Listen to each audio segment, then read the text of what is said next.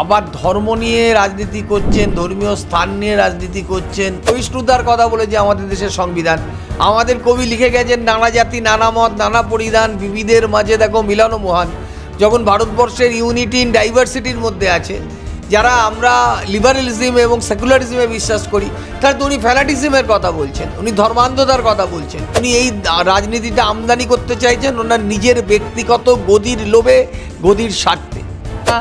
ভালো করে পড়াশুনো করে বলে বা খেলাধুলো করে বলে বা গান করে বলে, আর কিছু ছাত্র থাকে যারা কোনোতেই কিছু করতে পারে না, তারা লাস্ট বেঞ্চে বসে শিয়ালের ডাক কুকুরের ডাক ডাকে। এই রাজ্যকে উনি ক্ষতি করতে চাইছেন। উনি বাংলা বিরোধী এবং বাঙালি বিরোধী। দেখলাম আজ কাগজে মমতা বন্দ্যোপাধ্যায় যে একই এপিক কার্ডে বিভিন্ন জায়গায় ভোট আছে, একটা লোকের যে ভুতুরে ভোটারের কথা বলেছেন, আজকে কিন্তু অন্য বিজেপি বিরোধী রাজনৈতিক দলও মমতা বন্দ্যোপাধ্যায়ের যে বক্তব্য সেটাকে সমর্থন করেছে।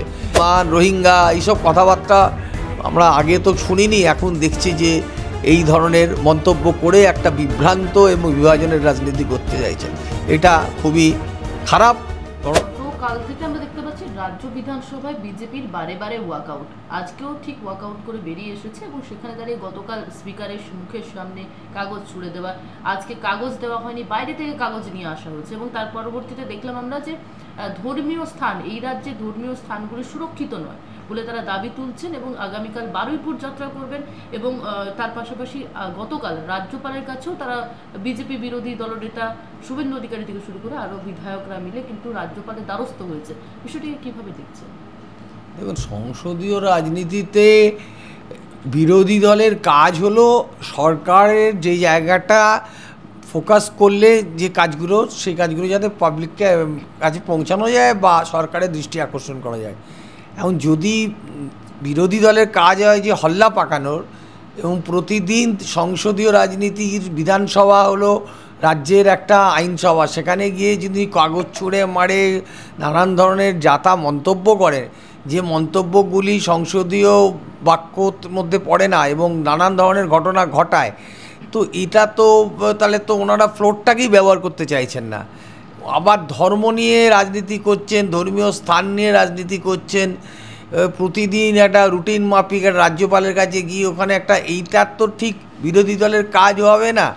এই রাজ্যের বিরোধী দল নেতা হিসাবে আমরা যাদের আগে দেখেছি বা যাদের কথা শুনি, তো একসময় মুখ্যমন্ত্রী ছিলেন জ্যোতি বোস, তিনি একসময় বিরোধী নেতা ছিলেন। সিদ্ধার্থ শঙ্কর রায় একসময় বিরোধী দলের নেতা ছিলেন। পঙ্কজ ব্যানার্জি বিরোধী দলের নেতা ছিলেন। আরও অনেক নাম আছে যারা বিরোধী দলের নেতা হিসাবে আজও মানুষের কাছে একটা তাদের গ্রহণযোগ্যতা আছে। তো সেই জায়গায় দাঁড়িয়ে শুভেন্দু অধিকারী যে জায়গায় নিয়ে যাচ্ছে বিরোধী দলের নেতার যে জায়গাটা, তাতে লোকে কিন্তু খুব খারাপ দৃষ্টিতে দেখছে এবং খুব মানটা নিম্ন মানে পৌঁছে দিচ্ছে। রোজ যদি একজন স্পিকারের ঘরে গিয়ে গণ্ডগোল করে, স্পিকারকে কাগজ পাকিয়ে মারে এবং স্পিকারের সম্বন্ধে নানা মন্তব্য করেন, আর দেশের রাজ্যের যে সংবিধান আছে, দেশের সেই সংবিধানের যে আমাদের সেকুলারিজমের কথা বলা আছে, যে ধর্ম নিরপেক্ষতার কথা বলা আছে, সেগুলোকে ফুৎকারে উড়িয়ে দিয়ে একটা ধর্মীয় উন্মাদনা করার চেষ্টা করে, এরভাবে একটা ধর্মকে নিয়ে যাতা কথা বলাটা আমার মনে হয় না যে এটা কোনো ভালো কাজ করছেন বিরোধী দলনেতা। উনি চাইছেন যে কোনো মূল্যে একটা গণ্ডগোল দাঙ্গা লাগিয়ে ওনার কিছু বেনিফিট নেওয়ার জন্য, যেহেতু উনি বুঝতে পারছেন যে উনি হলদিয়ার এমএলএকেও আটকে রাখতে পারছেন না। ওনার হাত থেকে ৭৭ জন জিতেছিলেন, এখন নাকি ৬৫তে পৌঁছে গেছে। তো আরও লোক যখন ওদের দল থেকে বেরিয়ে যাচ্ছে, উনি কিছুতেই যখন সাকসেস আনতে পারছেন না, তখন লাস্টের দিকে দাঁড়িয়ে, আমি আগেও একটা ইন্টারভিউতে বলেছি যে কিছু কিছু ছেলে থাকে স্কুলে যাদের সবাই চেনে এসে পড়াশোনায় তারা ভালো বলে, কিছু ছেলে থাকে ভালো খেলাধুলো করে বলে, কিছু ছাত্র থাকে তারা ভালো করে পড়াশুনো করে বলে বা খেলাধুলো করে বলে বা গান করে বলে, আর কিছু ছাত্র থাকে যারা কোনোতেই কিছু করতে পারে না, তারা লাস্ট বেঞ্চে বসে শিয়ালের ডাক কুকুরের ডাক ডাকে। এই শুভেন্দু অধিকারী হলো যে সব কিছুতে ব্যর্থ হয়ে এখন এই ধরনের কদাকার রাজনীতি করার চেষ্টা করছে। এটা কখনোই কাম্য নয়। এর আগে নির্বাচন কমিশনের দ্বারস্থ হয়েছে, তখন বিরোধী দলনেতা শুভেন্দু অধিকারী মন্তব্য করেছিলেন যে আমি হিন্দুদের ভোটে জয়ী হয়েছে, আমি হিন্দুদের বিধায়ক। এবং আজকে তিনি মন্তব্য করেছেন যে 10 মাসের মধ্যে বিজেপি ক্ষমতায় আসবে এবং তৃণমূলের যে মুসলিম বিধায়করা রয়েছে তাদেরকে চ্যাংদোলা করে তিনি বের করবেন। কি বলবেন? এটা কি বলুন, এটা তো একটা মানে সবচেয়ে বাজে মানসিকতা প্রমাণ করছেন। যেখানে আমাদের রাজ্যের সংবিধান, আমাদের দেশের সংবিধান আমাদের বলেছে যে সবাইকে ধর্মনিরপেক্ষতার কথা, সহিষ্ণুতার কথা বলেছে আমাদের দেশের সংবিধান।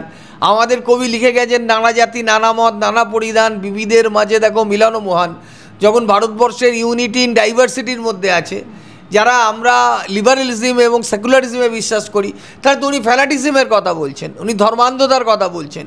এবং এটা কিন্তু উনি বুঝতে পারছেন না। উনি যেটা করতে চাইছেন, দেশকে উনি ভেঙে দিতে চাইছেন, এই রাজ্যকে উনি ক্ষতি করতে চাইছেন। উনি বাংলা বিরোধী এবং বাঙালি বিরোধী। বাঙালিতে কিন্তু আমরা যখন রক্তদান করি বা কোনো সামাজিক অনুষ্ঠান করি, রাজনৈতিক অরাজনৈতিক অনুষ্ঠান, সেখানে ধর্ম আমরা দেখি না, কোন ভাষায় কথা বলে এটা আমরা দেখি না, কোন ধর্মাবলম্বী আমরা এটা দেখি না। উনি এই রাজনীতিটা আমদানি করতে চাইছেন ওনার নিজের ব্যক্তিগত গদির লোভে, গদির স্বার্থে। ভুতুড়ে ভোটার নিয়ে যেমন এই রাজ্যের মুখ্যমন্ত্রী থেকে শুরু করে শাসক দল সকলেই একেবারে লেগে পড়ে উঠেছে এবং সেখানে দাঁড়িয়ে সংসদেও আজকে দেখা গেল যে উত্তাল পরিস্থিতি। সংসদে দেখা গেল যেখানে বিরোধী দলগুলি সকলে একদম ওয়াকআউট করে বেরিয়ে এসেছেন এবং নির্বাচন কমিশনের দ্বারস্থ একদিকে যেমন বিরোধী দলগুলি হয়েছে, সেরকম কেন্দ্রের শাসক দলও কিন্তু নির্বাচন কমিশনের আজকে দ্বারস্থ হচ্ছে। কেন্দ্রীয় নির্বাচন কমিশনের কি বলবে? দেখুন, আমি যেটা দেখলাম আজ কাগজে, মমতা বন্দ্যোপাধ্যায় যে একই এপিক কার্ডে বিভিন্ন জায়গায় ভোট আছে, একটা লোকের যে ভুতুরে ভোটারের কথা বলেছেন, আজকে কিন্তু অন্য বিজেপি বিরোধী রাজনৈতিক দলও মমতা বন্দ্যোপাধ্যায়ের যে বক্তব্য সেটাকে সমর্থন করেছে। এমনকি নির্বাচন কমিশন, যার মাথার ওপরে অমিত শাহর সচিবকে বসানো হয়েছে, তারাও স্বীকার করেছে যে এই নির্বাচন, এই যে ভোটার তালিকা, এটাকে সংশোধন করতে হবে, ভুতুরে ভোটার দিয়ে ভোট করা যাবে না। আমরা দিল্লিতে, রাজস্থানে যে ভোট দেখলাম, মহারাষ্ট্রে, সেখানে দেখলাম যে ভোটের আগে অনেক ওই অনলাইন করে ভোটার করে দেওয়া হয়েছে যারা অরিজিনাল ভোটার না। তো এখানে ওরা এই প্ল্যানিংটা করতে চেয়েছিল। মমতা ব্যানার্জি একজন বিচক্ষণ নেত্রী, তিনি বিষয়টা জেনে গেছেন এবং তিনি সেটা কর্মীদেরকে নেতাজি ইন্ডোরে দাঁড়িয়ে বলেছেন এবং সব জায়গায় আমাদের কর্মীরা নির্বাচনের স্ক্রুটিনির কাজ করছে। সারা দেশ জুড়ে এইটাকে একটা বিরোধীরা জায়গা মতো পৌঁছানোর চেষ্টা করছেন। সুতরাং এটা মমতা বন্দ্যোপাধ্যায় যে দেখানো পথ, সেই পথেই বিরোধীরা বুঝতে পেরেছেন যে বিজেপির এই কারসাজিটা, এই যে নির্বাচনকে একটা প্রহসনে পরিণত করা, ভুতুরে ভোটার ঢুকিয়ে দেওয়া, একসময় সিপিএম এটা করতো। বৈজ্ঞানিক রিগিং সিপিএমের আমলে শুরু হয়েছিল, সায়েন্টিফিক রিগিং। সিপিএমের এখন অবস্থা দেখুন, শূন্যতে নেমে গেছে, এখন 4% ভোট পায়। বিজেপি এটা করছে, বিজেপি আগামী দিন দেখুন কোথায় চলে যাবে, মানুষজন বুঝবে ভুতুরে। রাজ্যের বিজেপি তরফ থেকে রোহিঙ্গা ভোটার ঢোকাচ্ছে শাসক দল, বাংলাদেশি শুক্র বলছিল কি বলে, সব কিছুর পরে ওই ঘুরে ফিরে ওদের ওই ধর্ম,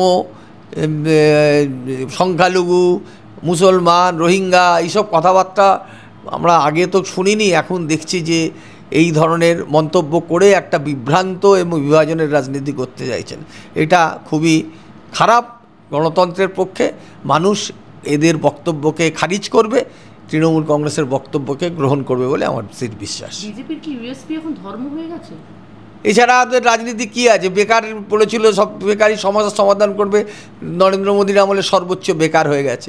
দেশের ব্যাংকের টাকা লুট করে নীরব মোদী, ললিত মোদী, বিজয় মালিয়া, মেহুল চোস্কিরা নিয়ে গেছে।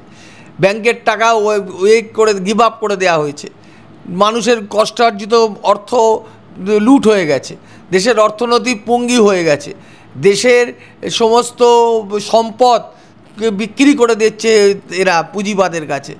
এদের এই রাজনীতি, যেটা দেশের সাধারণ মানুষ যে বিপদে পড়ছে, গরিব আরও গরিব হচ্ছে এবং বড়লোক যারা 1000 কোটি 100 কোটির মালিক, তারা বড়লোক হচ্ছে। এতে তো সাধারণ মানুষের কিছু উপকার হচ্ছে না। সাধারণ মানুষের উপকার হচ্ছে না বলে ওরা এখন ওই ধর্মীয় রাজনীতি উন্মাদনা করে এই রাজ্যে একটা ঝগড়াঝাটি, অশান্তি বাঁধানোর চেষ্টা করছে। বাংলা হান্টের আরও খবর দেখতে নজর রাখুন। বাংলা খবর মানেই বাংলা হান্ট।